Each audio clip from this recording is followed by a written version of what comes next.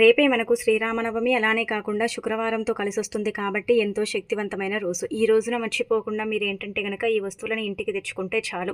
ముఖ్యంగా ఈ 2 వస్తువులను ఎవరైతే ఇంటికి తెచ్చుకుంటారో అలాంటి వాళ్ళ యొక్క జీవితం మారిపోతుంది. వారు తిన్నా తరగని ఆస్తి వచ్చి పడుతుంది. అలానే కాకుండా వారి జీవితంలో ఉండే నష్టాలు, కష్టాలన్నీ కూడా పోయి వారికి విపరీతమైన అదృష్టం పడుతుందని పురాణ గ్రంథాల్లో చెప్పబడుతుందన్నమాట. అందుకే ఖచ్చితంగా ఏంటంటే గుర్తుపెట్టుకోండి, ఈ వస్తువులని మీ ఇంటికి తెచ్చుకోండి. ఈ వస్తువులు పరమ పవిత్రమైనవి, చాలా చాలా శక్తివంతమైనవి. ఈ వస్తువుల వల్ల మీకు మంచి జరుగుతుంది, చాలా అద్భుతమైన ఫలితాలు కూడా వస్తాయి.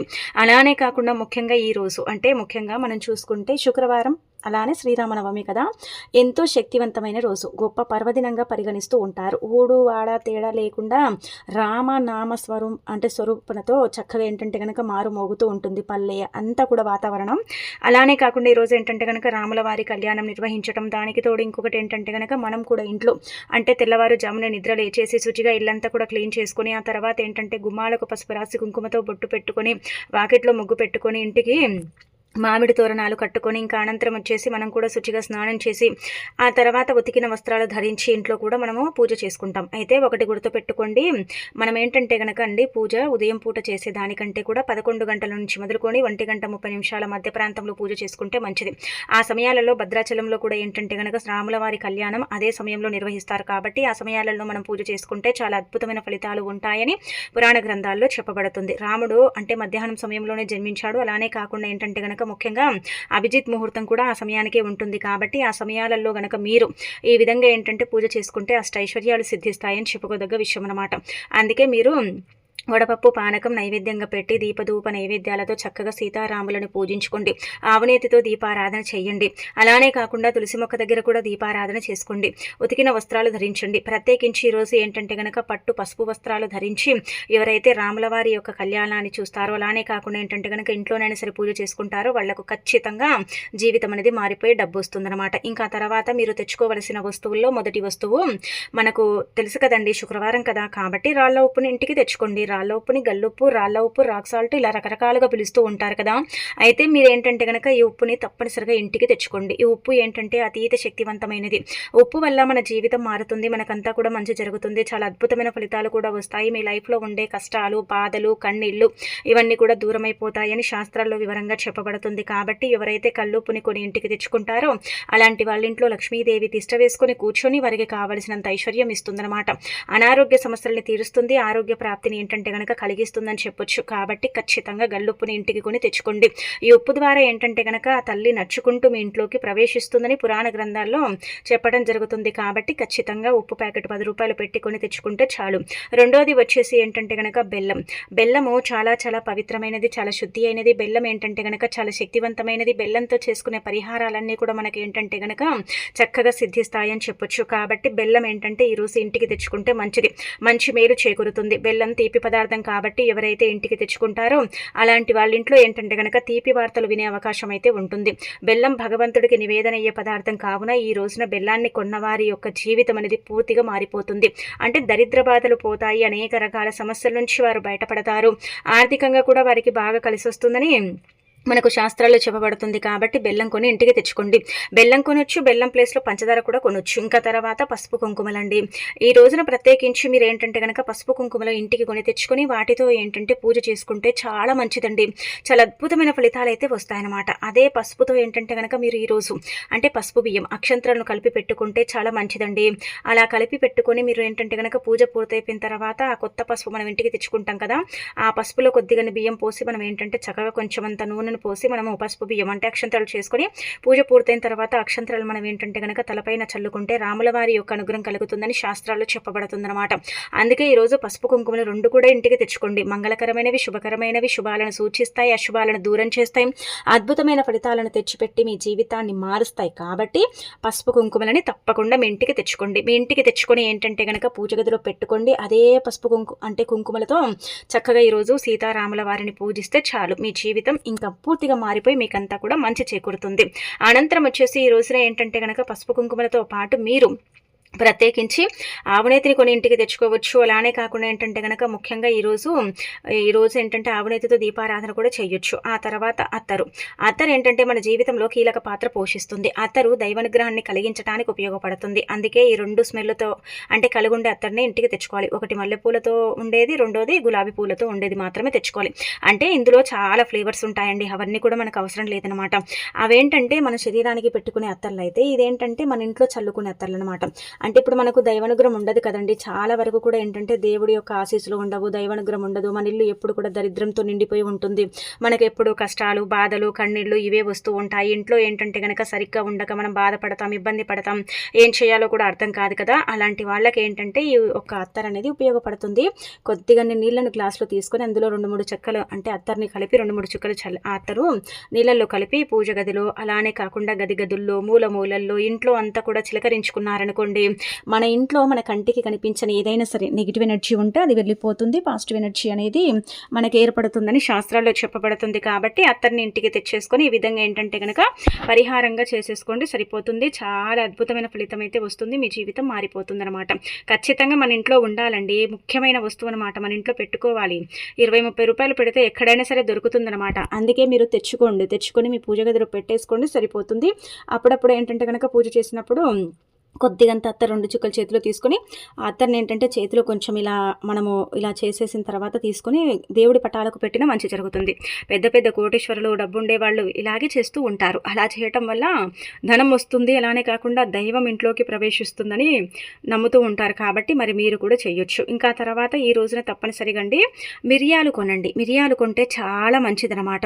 ఈరోజు ఏంటంటే కనుక మనము నైవేద్యంగా అంటే వడపప్పు పెడతాం కదా. అయితే పెసరపప్పు కావచ్చు, కందిపప్పు కావచ్చు, ఏ పప్పులైనా సరే ఈరోజు కొని తెచ్చుకోవటం వల్ల కూడా మంచి ఫలితాలు వస్తాయి. మిరియాలు, పప్పు దినుసులు, అలానే కాకుండా ఏంటంటే గనక మనం ముఖ్యంగా చూసుకుంటే మనం చెప్పుకున్న వస్తువులు పంచదార, బెల్లము ఇవన్నీ కూడా కొన్ని ఇంటికి తెచ్చుకోవటం వల్ల మంచి చేకూరుతుంది. అందుకే మీరు ఏవైనా సరే 2 వస్తువులను కొనండి, మీ జీవితాన్ని మార్చుకోండి. ఆ తర్వాత ఇక్కడ చెప్పే విధంగా బీరువాలో ఇది ఒకటి పెట్టండి. అయితే బీరువాలో డబ్బు ఉండాలన్నా, ధనం రావాలన్నా, ఐశ్వర్యం కలగాలన్నా సరేనండి, ఈరోజు పరమ పవిత్రమైన రోజు కాబట్టి శుక్రవారం కూడా ఉంది కదా. అందుకే ఒక ఎర్రటి వస్త్రం కొత్తది తీసుకోండి. 11 రూపాయలు. అలానే కాకుండా 5 లక్ష్మీ గవ్వలు, 5 యాలకులు, చిటికెడు కుంకుమ, పసుపు, కొంచెమంత పచ్చకర్పూరం పోసేసి చక్కగా మూట కట్టి ఆ మూటకు ధూపం చూయించి మీ ఇంటి బీరువాలో దాచుకుంటే చాలండి. డబ్బు రావటమే కానీ పోవటం అనేది జరగదు. ధనం లేక నరకం చూస్తూ ఉంటారు కదా, అలాంటి వాళ్లకు ధన ద్వారాలు తెచ్చుకొని ధనం రావటం అనేది జరుగుతుంది. బీరువాలో ఎంత డబ్బు పెట్టినా కానీ ఉండదండి, ఖర్చు అయిపోతూ ఉంటుందండి, ఏం చేయాలో అర్థం కాదండి అనుకుంటారు కదా. అలాంటి వాళ్లకు ఈరోజు తిదివార నక్షత్రాన్ని బట్టి పరిహారం గనక చేసుకుంటే ఖచ్చితంగా డబ్బు ఏదో ఒక రూపంలో మీ కంటికి కనిపిస్తూ ఉంటుంది. బీరువాలో పెట్టిన డబ్బు ఎక్కువగా ఖర్చు అయిపోకుండా ఒక మితిగా ఖర్చు అయిపోవటానికి కూడా అవకాశం ఉంటుందన్నమాట. అంత చక్కగా ఈ పరిహారం అనేది పనిచేస్తుంది. కాబట్టి తప్పనిసరిగా మీ ఇంటి బీరువాలో ఏంటంటే గుర్తుపెట్టుకోండి, ఇదైతే కట్టి పెట్టండి. ఇందులో లక్ష్మీ గవ్వలు ధనాన్ని ఆకర్షిస్తాయి, యాలకులు కూడా ధనాన్ని ఆకర్షిస్తాయి. డబ్బు పెట్టాం కాబట్టి ఇంకా మంచిదే. ఇంకా అలానే కాకుండా పసుపు కుంకుమలు కూడా చాలా శక్తివంతమైనవి. పచ్చకర్పూరం కూడా ఒక రకంగా ధనాన్ని తెచ్చిపెడుతుంది కదా, అన్నీ కూడా ధనాన్ని ఆకర్షిస్తాయి. మరి లక్ష్మీదేవి అనుగ్రహం కూడా కలుగుతుంది కదండి. అందుకే తప్పకుండా ఏంటంటే కనుక మీ ఇంట్లో ఈ విధంగా పెట్టేసి చక్కగా ఫలితం అనేది పొందండి. ఇది 3 నెలలు, 6 నెలలు, 9 నెలలు కూడా ఉంచొచ్చు. ఎన్ని రోజులు ఉంచినా పర్వాలేదు, కానీ అప్పుడప్పుడు తీసేసి ధూపం వేస్తుంటే సరిపోతుందన్నమాట. అప్పుడప్పుడు తీసేసి ఏంటంటే కనుక ధూపం చూయించడం అంటే 10 రోజులకోసారి, 15 రోజులకోసారి తీయటం, ధూపం చూయించడం, మళ్ళీ ఏంటంటే కనుక బీరువాలో దాచుకోవటం. ఇలా గనక చేసుకుంటే ఇంటికి సంపద పెరుగుతుంది, ఐశ్వర్యం లభిస్తుంది, అన్ని విధాలుగా కూడా బాగుంటుంది. ఇబ్బందులు అనేవి లేకుండా ఉండటానికి కూడా అవకాశం ఉంటుంది. చాలా చాలా శక్తివంతమైన పరిహారం కాబట్టి చెయ్యండి. ఇది చెయ్యగానే ఏంటంటే కనుక బీరువా అంతా కూడా నోట్ల కట్టలతో నిండిపోదండి. బీరువా ఎప్పుడు కూడా క్లీన్గా ఉంచుకోవాలి. కొంతమంది బీరువా తెరవగానే ఏంటంటే కనుక బొద్దింకలు చచ్చిన వాసన, అలానే కాకుండా ఏంటంటే ముక్క వాసన వస్తూ ఉంటుంది. అలా రాకుండా చూసుకోండి. ఒకవేళ అలా వస్తుందంటే కనుక మీ బీరువంతా కూడా సర్దుకోండి. ఎప్పుడు కూడా బీరువా తెరవగానే ఏంటంటే కనుక మంచి వాసన వచ్చేలాగా చూసుకోండి. అలా వస్తే అక్కడే ఏంటంటే కనుక కుబేరుడు, లక్ష్మీదేవి తిష్ట వేసుకొని కూర్చొని కావలసినంత ఐశ్వర్యం ఇవ్వటంతో పాటు మీకుండే ఇబ్బందులను కూడా తీసేయడానికి అవకాశం ఉంటుందన్నమాట. అంత చక్కగా ఉపయోగపడే పరిహారం అండి. కావున రేపు శుక్రవారం ఉంది, మంచి తిదివార నక్షత్రం కూడా ఉంది. కాబట్టి మీరు తప్పకుండా ఏంటంటే కనుక ఈ పరిహారం అనేది చెయ్యండి. చేసేసి రిజల్ట్ అనేది పొందండి. మీ జీవితంలో ఉండే నష్టాలను, కష్టాలను, బాధల్ని, సమస్యల్ని, ధన సమస్యల్ని పోగొట్టుకోండి.